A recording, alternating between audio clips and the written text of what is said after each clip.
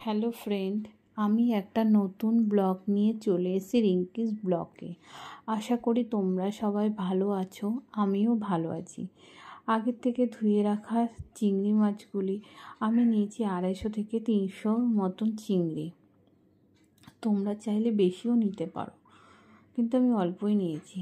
কড়াইটা গরম হয়ে গেলে তার মধ্যে তেল আর কালো জিরে ফোড়ন দিয়েছি।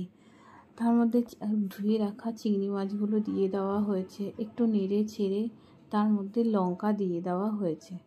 আমরা যেহেতু ঝাল কম খাই সেই জন্য 2টো লঙ্কাই দিয়েছি। তোমরা চাইলে 4-5টাও দিতে পারো বা তার বেশিও দিতে পারো।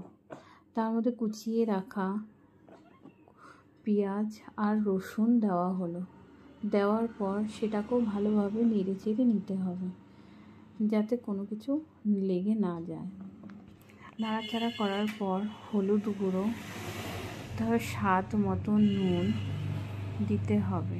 দেওয়ার পর আবারও তাকে নাড়তে হবে যাতে তলায় লেগে না যায়, কিন্তু ফ্লেমটা লো ফ্লেমেই থাকবে।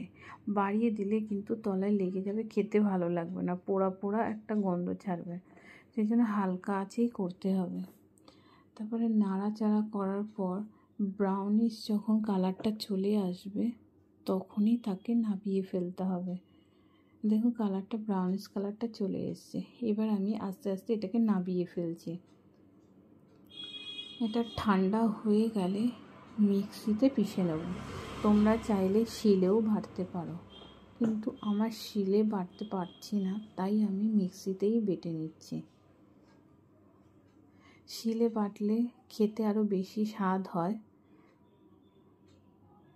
এই যে মিক্সিতে আমি বেটে নিচ্ছি।